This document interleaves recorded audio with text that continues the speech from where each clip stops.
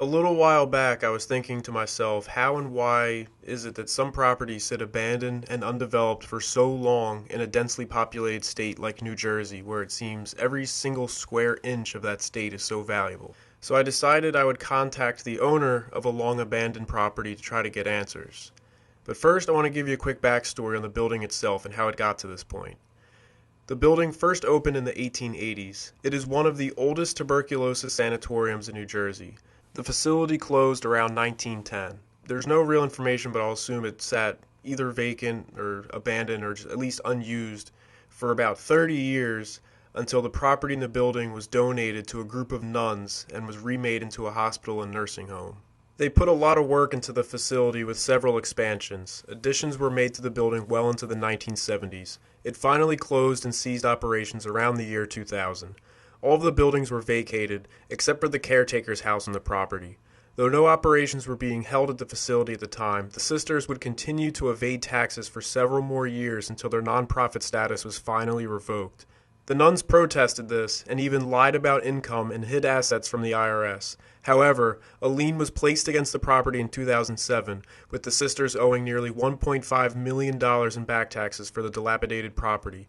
Collection notices were sent to the abandoned property but were never paid.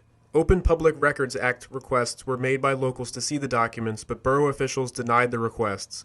The public grew suspicious of backroom deals being made to overlook the back tax issues as a way to expedite redevelopment. Hundreds of locals spoke out saying that the building should be saved and the land preserved as an open space, while others voiced concerns about asbestos and other hazardous materials present in the building and possibly contaminating the surrounding land. The chair of the Environmental Commission denied requests by concerned citizens to conduct environmental studies on the property. The state denied an application to get the hospital on the State Register of Historic Places. As citizens continued their efforts to preserve the property, an application to build condos was initially approved in 2007. This was done despite loud and consistent outcry at the planning board meetings. However, the process was halted by county officials shortly after. In 2008, the property was purchased from the nuns for nearly $4 million by a domestic LLC. While the new owners wait to get approval on what they are permitted to do with the property, either renovate or demolish, the property continues to fall into further disrepair, benefiting neither the new owners nor the community. I decided to contact the current owner to get his thoughts on all of this. Here's what he had to say. We've been in a battle on this property probably for 12 years, ever since the facility closed. Why are there so many things holding development back? First, we had a plan approved for the demolition of the existing structures to redevelop it with a residential multifamily complex. And then that approval was appealed by a property owner. Spent 2 or 3 years in court. Court ruled that it should go back to the town for further consideration. Went back to the town for further consideration, and then the economy basically went in the toilet. And now we're back in before the town again. So this is property that you own, but you're being told that you can't do what you want with it because of the town.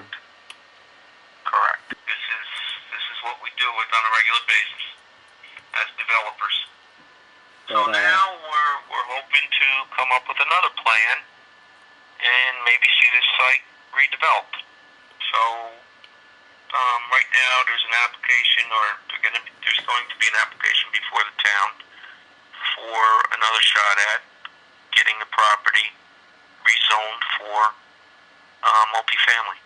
In that meantime, while you're waiting for their decision, is that costing you a pretty great deal of money? Yes. Yeah. Yeah, and it's if you find a solution, let me know. Right now there is none. It's bureaucracy at its best. What's good for the town and what's good for the tax structure of the community, if it all makes good business sense, but politically it's not looked upon favorably, then we're not going to get it done. So we have a on-site superintendent that lives there in one of the houses. That was a requirement by the fire department. So that we have someone on site. He's there 24/7, watch the property. Okay. That's another expense, but what happens is you end up filing a tax appeal and you want your taxes reduced because the value of the property has been diminished. So, you know, it's the other angle. So, we'll see what happens. Bottom line is multifamily development. All the towns are afraid of how many school-age children each development would produce. That is the big fear. So if you put in 300 units, how many school-age children will that development produce? That's going to cost X amount of dollars, and it's not a good political move. The reality is that Rutgers has done a study, and I know from my own personal experience that this type of housing is not conducive to school-age children. So it's a political football. That's all it is. My other project, we're taking an industrial complex that was reached the end of its economic life. We're going to tear the buildings down and build a nice residential project. And that's been 10 years with the town. Wow. No, I can go on and on. Yeah. Montague, 8 years. Old Bridge, probably 10 years. Now, this isn't unique, you know? And in the meantime, we have to either give up or persist. Man. You know, we've been hanging in